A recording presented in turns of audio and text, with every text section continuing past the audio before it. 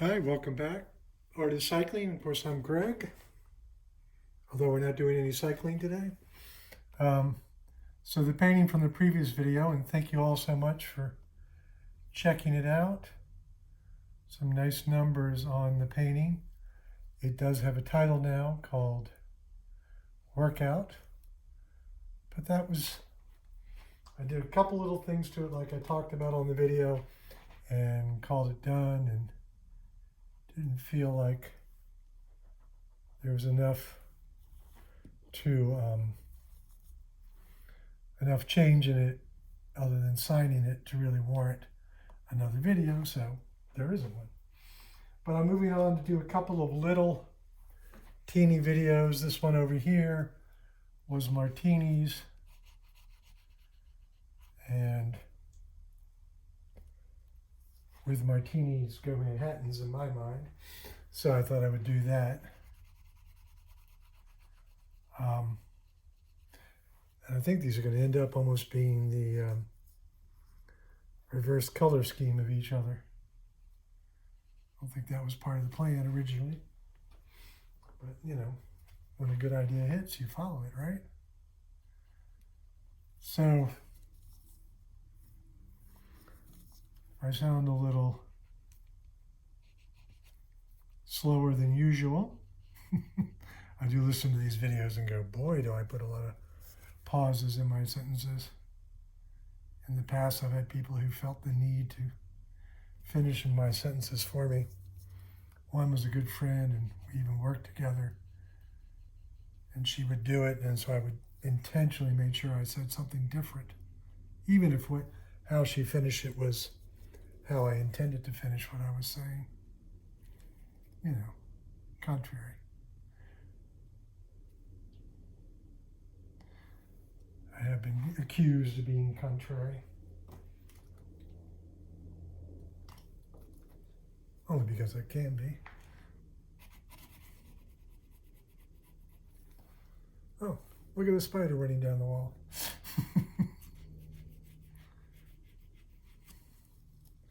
So, I know that in the past I've done some videos of the larger ones of these, and I'm excited to say that in, what is it? 6 weeks, I'll have an exhibition entitled Behind Bars that will include both figurative pieces based on my experiences bartending, as well as some still lifes like this. So intrinsically, I'm doing these as a additional to the larger ones. But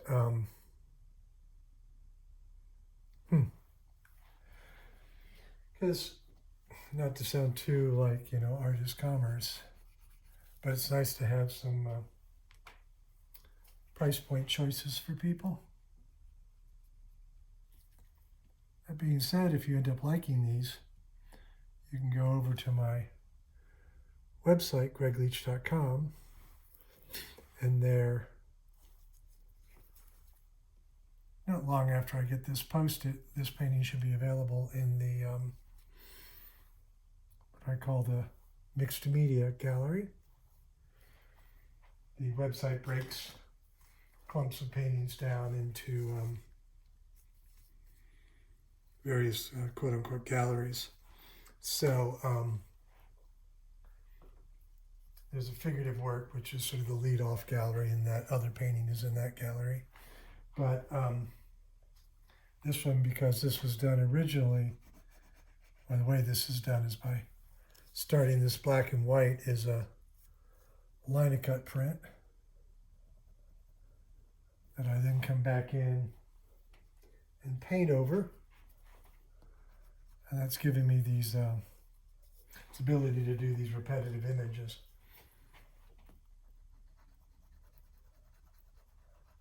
So you can see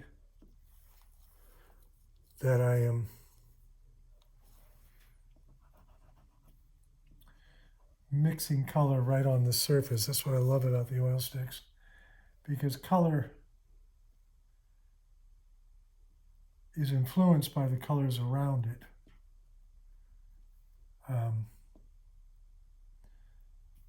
If you want to delve into that, get a deeper understanding of that, there are two books, Itten, I-T-T-E-N, and Joseph Albers, A-L-B-E-R-S.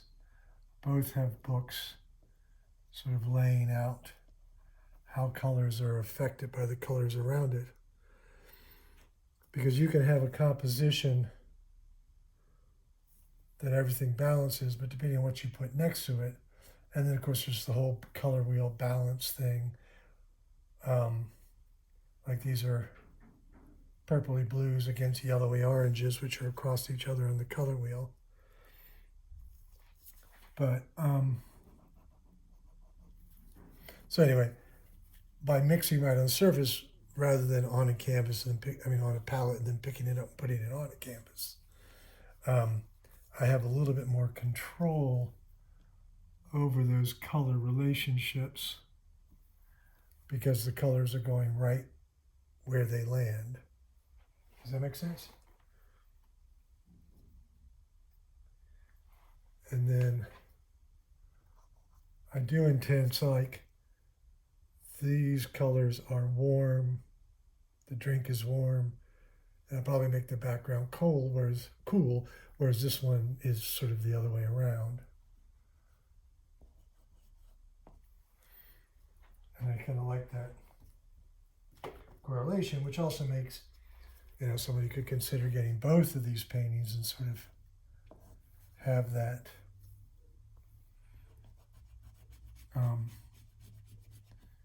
yin and yang, and sort of similar and yet different.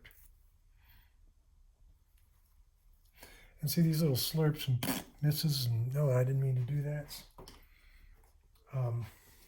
They're really important. They're a big part of making a painting work, particularly this media. And so you see that I'm also trying to lay color in to help reinforce the glass shape. So like this structure goes over, but then I bend it and come back.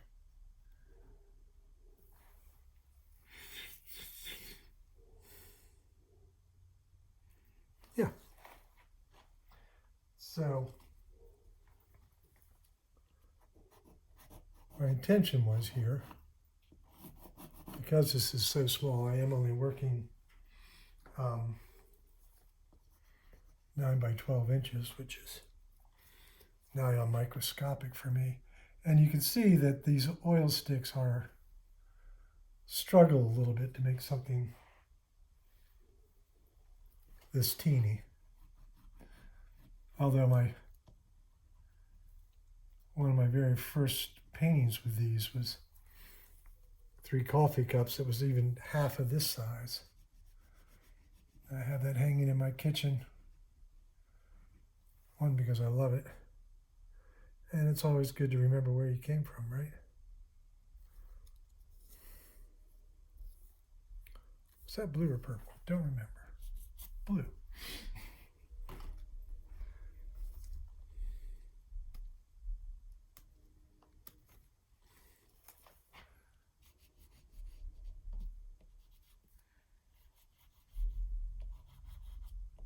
So I'm just going to lay in the shadow. And the whole thing is stylized, right? So something I've always pointed out to people. So, people talk about realism versus this kind of painting, which is more impressionist / expressionist. And, then of course there's always abstract, but all art is abstract because everything, we are taking a 3-dimensional reality or interpretation thereof and translating to 2 dimensions. So we are always abstracting reality.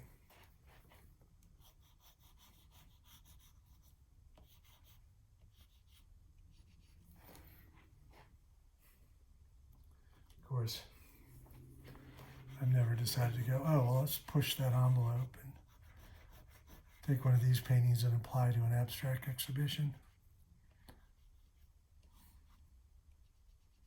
Of course, oftentimes what they mean is non-representational, which is clearly a very different thing. These are representational, if not somewhat highly stylized.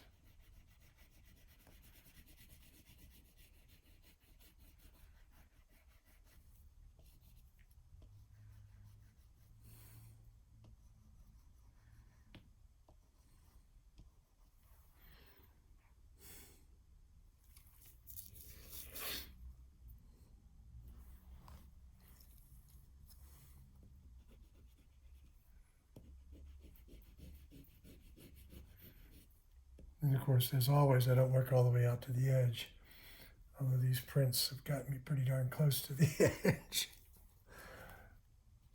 So I did these early on before I started thinking about doing the big ones.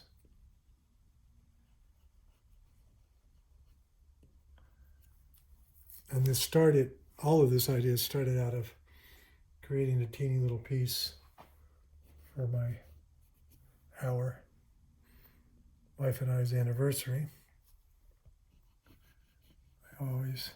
We always make something for each other.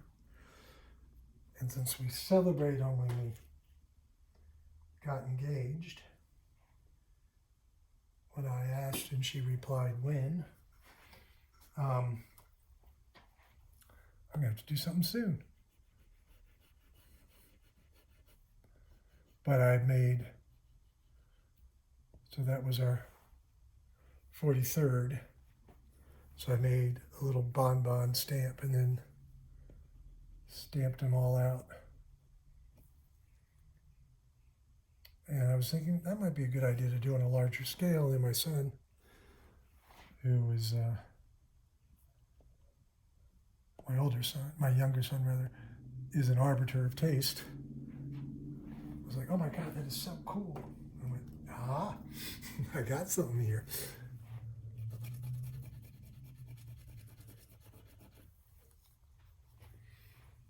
You know, because I liked it, but I didn't know if it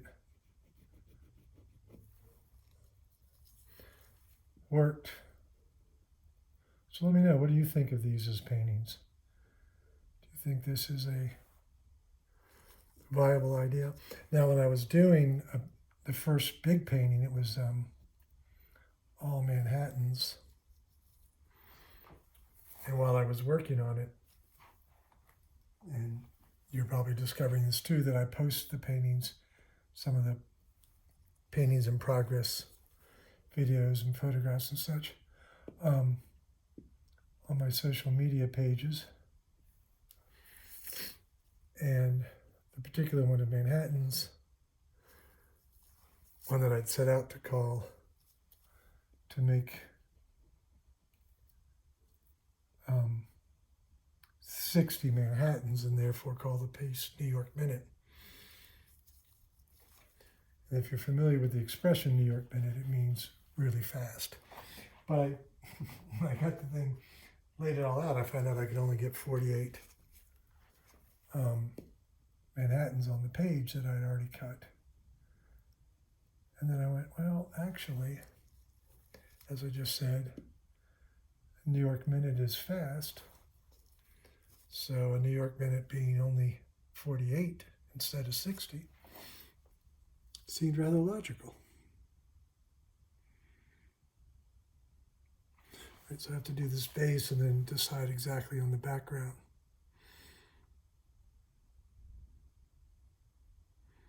And because I have these red cherries, I am thinking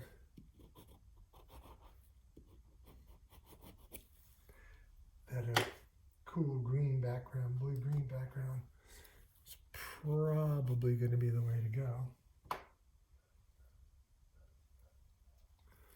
That's the thing, if I make a bad decision, you can scrape it off and wait for it to dry and then come back over, but there's always this media, as you can see, like right here over the lines, is only, it's not opaque, but more translucent. So you get some underpainting activity going on. So you can't ever really get it all the way back. So, as in all art, sometimes you got to learn to roll with it. I think this is my green. It's oftentimes difficult to tell the difference between the phthalo green and this phthalo blue. Yeah, I think this is definitely the way to go.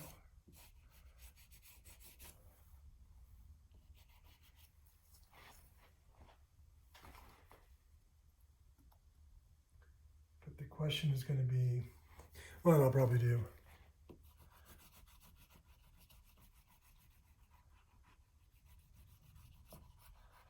variation, but sorry, that was a long pause, wasn't it? Oops. Do variation in the background of the tone of the color.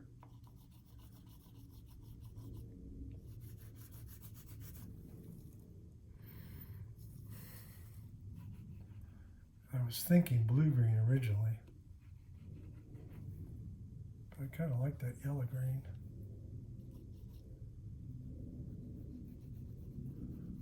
But I also don't want it all to be the same, so.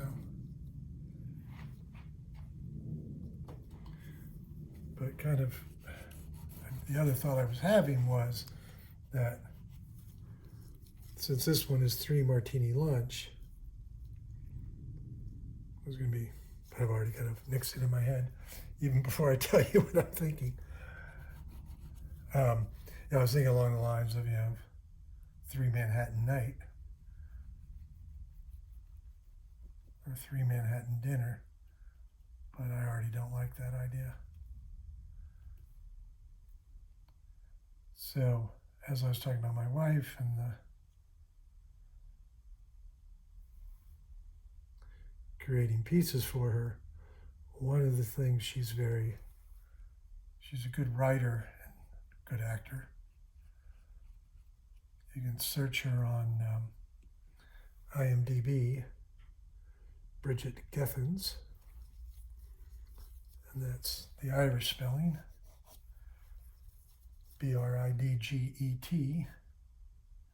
and Gethens is Gethins.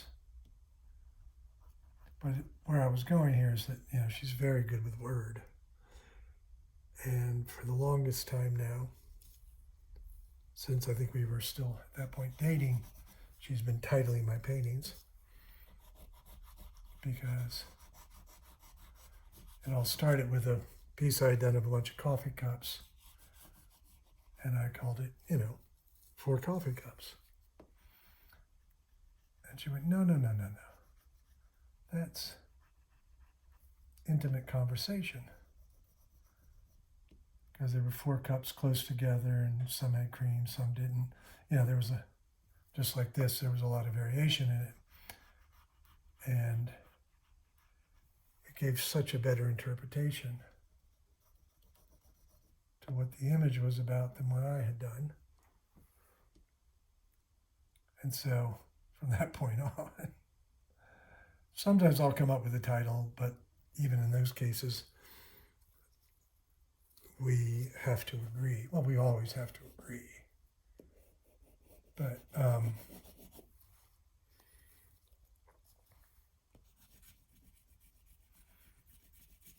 so see, I set this goal of having you go all the way through this video with me. So now I'm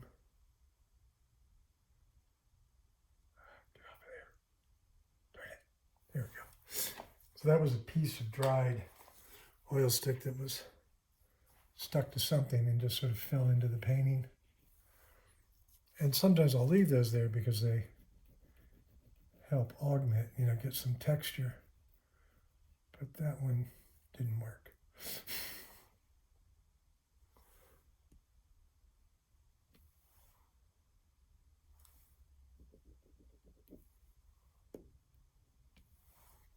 And this here is another thing. You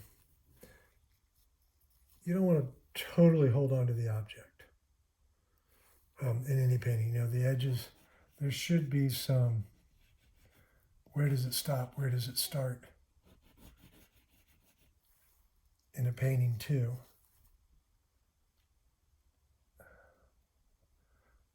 If you give the viewer some opportunity to complete the painting in their own eye, this Seurat's whole idea with the pointillism was that your eye was actually mixing the color in the painting. He was just giving you all the pieces and your eye was finishing it up. And that sort of helps you, or helps the viewer, you, become more involved in the painting. And of course that means no two viewers see the painting exactly the same way. There's that old adage. There are three versions of a story: yours, the other person's, and the real's, and what actually happened. Art is somewhat the same idea.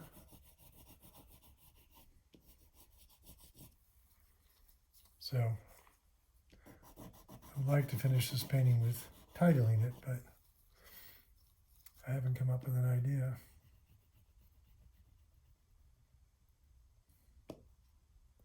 Have you all?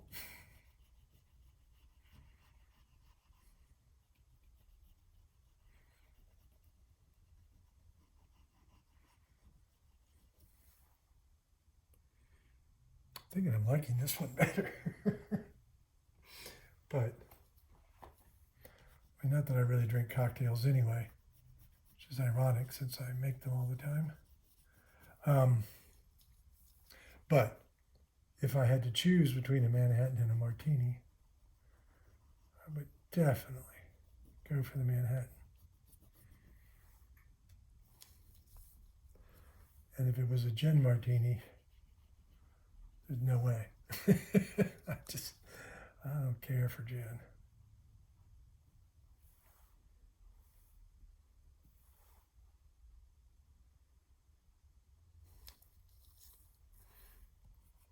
So have I mentioned that I bartend?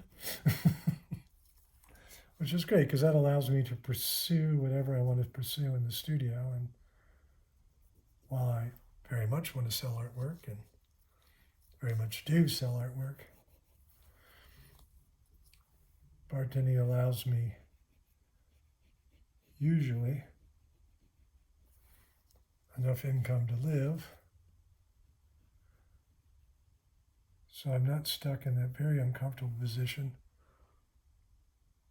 and something I highly recommend not doing, having to create paintings you think people will buy, because you will very quickly lose your way.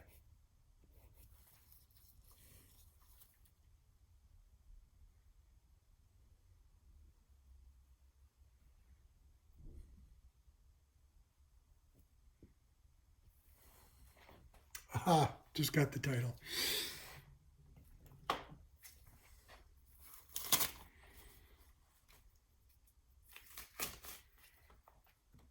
Now, we always enjoy plays on words.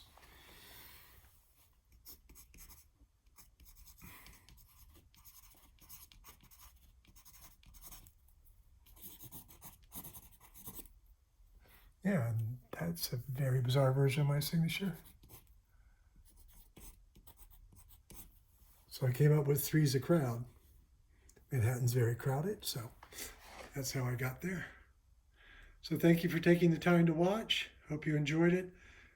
Both of these paintings, this being its companion, will be available probably about the same time I post this at my website, greigleach.com. So I hope you'll stop by and check that out. It'll be again in the mixed media gallery, or they will be.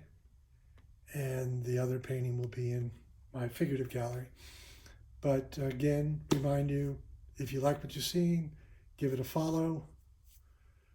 Give me a follow. Give it a thumbs up. And I hope you enjoy painting. I hope you learned something about the way I paint and that you can apply that to your own artwork or your own enjoyment of artwork. Thanks again. See you all next time.